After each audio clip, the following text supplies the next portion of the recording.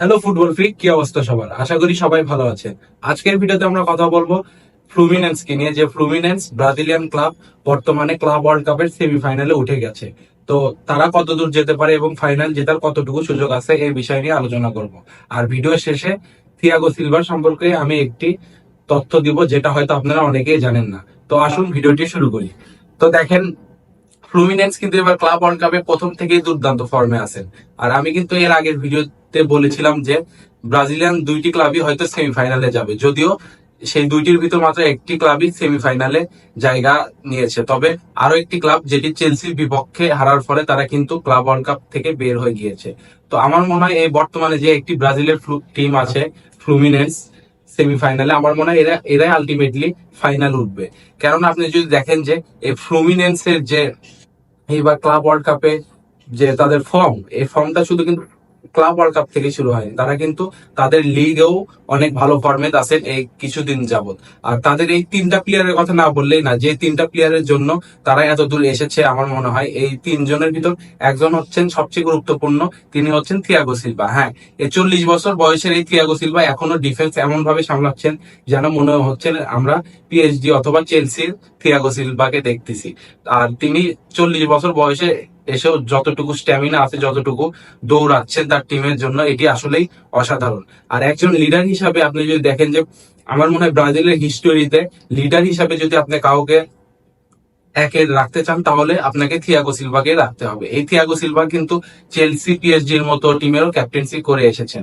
আর বর্তমানে তিনি কিন্তু ফ্লুমিনেন্সের ক্যাপ্টেন। আর এই তার এই লিডারশিপের জন্যই কিন্তু ফ্লুমিনেন্স এত দূর আসতে পারছে। কেননা তিনি কিন্তু, যদি আপনি দেখেন যে কিছুদিন আগেও তার একটি ভিডিও ভাইরাল হয়েছে, যেখানে দেখা যাচ্ছে যে তিনি তাদের প্লেয়ারকে উজ্জীবিত করার জন্য 2014 ওয়ার্ল্ড কাপের একটি ঘটনা বর্ণনা করতেছেন।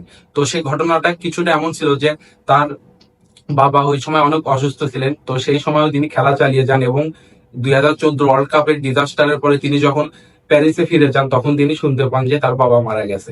তো এরকম আরো অনেক কথা বলে কিন্তু তিনি তাদের প্লেয়ারকে অনেক উজ্জীবিত করতেছে, যার ফলে কিন্তু ফ্লুমিনেন্স অসাধারণ ফুটবল খেলতেছে। আর আরেকজন প্লেয়ারের কথা না বললেই না, তিনি হলেন ফ্যাবিও।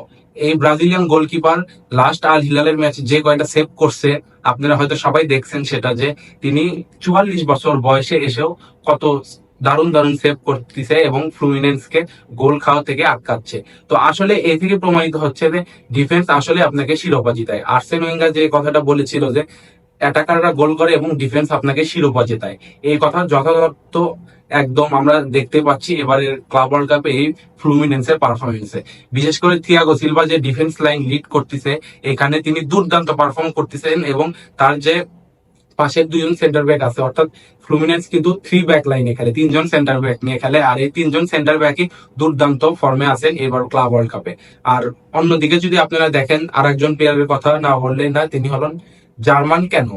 এই জার্মান ক্যানো কিন্তু একজন আর্জেন্টাইন ফুটবলার এবং তার বয়সও 40। আর এই 40 বছর বয়সে এসেও তিনি ফিফা ক্লাব ওয়ার্ল্ড কাপে গোলের পর গোল করে যাচ্ছেন। আর তিনি কিন্তু ফ্লুমিনেন্সের হয়ে এই পর্যন্ত 100+ গোলও করে ফেলেছেন।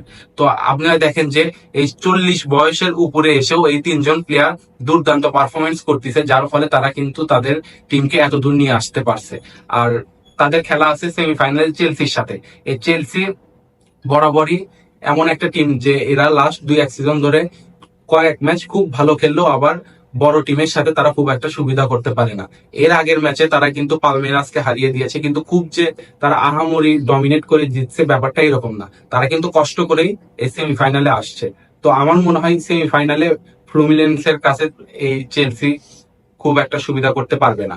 আর অন্য ব্র্যাকেটে যদি দেখেন, যে সেই ব্র্যাকেটে কিন্তু সেমিফাইনালিস্ট পিএসজি এবং রিয়াল মাদ্রিদ। এই পিএসজি এবং রিয়াল মাদ্রিদের যে কোনো একটি দল ফাইনালে আসবে।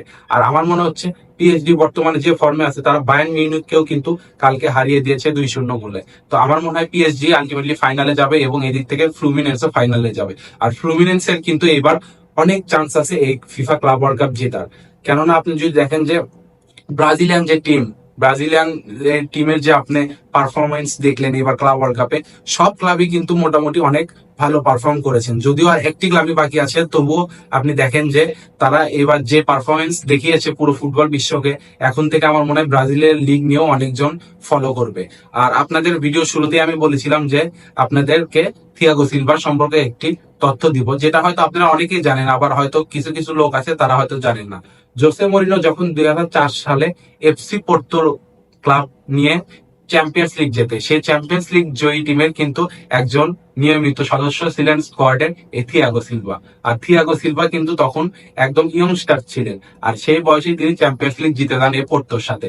আর এবার যদি তিনি এই 40 বছর বয়সে এসে এই ফ্লুমিনেন্সকে নিয়ে যদি ক্লাব ওয়ার্ল্ড কাপ জিতাতে পারেন, তাহলে এটি তার জীবনের একটি অবিস্মরণীয় ঘটনা হয়ে থাকবে। কেননা তিনি এফসি পোর্তোর মতো ক্লাব নিয়ে চ্যাম্পিয়ন্স লিগ জিতেছে এবং ফ্লুমিনেন্সের মতো ক্লাবকে নিয়ে ফিফা ক্লাব ওয়ার্ল্ড কাপ, যেখানে ইউরোপের বড় বড় team like PSG, Real Madrid এরা আছে, এদের ভিতরেও থেকেও তিনি যদি জিততে পারেন এবারে ফিফা ক্লাব ওয়ার্ল্ড কাপ, তাহলে এটি তার জন্য সারা জীবন চিরস্মরণীয় হয়ে থাকবে।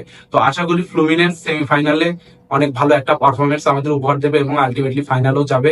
আর আপনাদের কি মনে হয় যে ফ্লুমিনেন্স কি আসলে ফাইনাল জিততে পারবে কিংবা ফাইনাল পর্যন্ত যেতে পারবে কিনা, এটি কমেন্টে অবশ্যই জানাবেন। আর আমাদের ভিডিও যদি আপনাদের ভালো লাগে, ভিডিও সাবস্ক্রাইব করে আমাদের পাশে থাকবেন। ধন্যবাদ।